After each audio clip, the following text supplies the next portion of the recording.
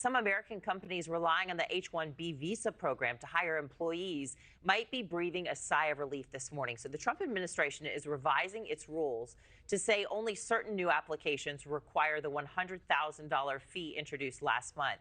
The H-1B visa is for highly skilled workers from outside the country, and tech companies rely really heavily on this one. However, Walmart, which is America's largest private employer, says it is going to press pause on offering jobs to people who need that visa. Joining us now is NewsNation political contributor Denise Gitsham. Great to see you today. Good morning, Anna. So this is all more part of President Trump's America First, mantra, isn't it? Trying to make sure that Americans get these jobs.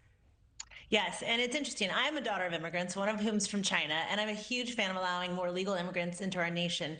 But I'm not a fan of laws that distort our labor market and put American workers at a disadvantage. I don't know if you want to call that America First. I just think that that's what being a citizen and caring about your country and fellow workers really amounts to. But that's exactly what the unintended consequences of the H-1B visa has been. It's actually allowed companies who are always, I can't blame them, looking to get the best talent for the lowest price. It allows them to hire cheaper foreign labor at approximately 30% discounted cost compared to Americans. And they're not even required to look for American workers before they go hiring through the H-1B program. So it's definitely something that's needed. I ran for Congress in San Diego, and part of my district back in 2016 had Qualcomm in it and a bunch of biotech companies all requiring H-1B visa workers. That was the main thing CEOs told me was we need more skilled workers and engineers. But I think that really should give Americans a fair shake before we look outside of our nation for workers. So we need to make sure we get those science and math scores up in our nation's public schools so they can go to college and take on these great jobs. I mean, part of the problem too, Denise, isn't it not just that foreign workers are coming in and taking these jobs, but they're coming in and accepting lower salaries, so they're driving down the salaries that Americans could get who are skilled in these areas too. Yeah, a lot of the studies have shown that approximately 30% discounted costs. I mean, I love a good sale, right? But I don't like it at the cost of American jobs.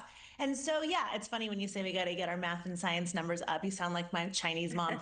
We actually do. We have a problem in America where we have not focused on those STEM curriculums as much as we should. And so naturally, we're at a disadvantage. And that's why I think the H-1B visa program is really important for the long haul. But it's the way it's structured that really matters. And I think the way President Trump is approaching it by putting a higher price tag and really making employers think, who is it that we really need that we simply cannot find in America? It just gives them a little more pause to help them consider whether an American might be a better fit for the job.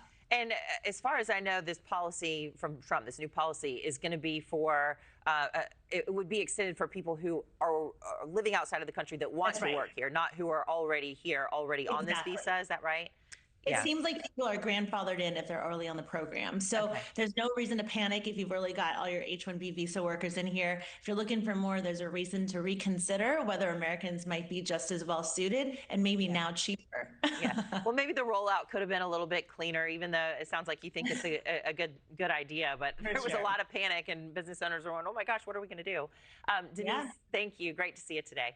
Thank you for watching. Subscribe below and download our NewsNation app right now on your phone, and you will get fact-based, unbiased news for all Americans.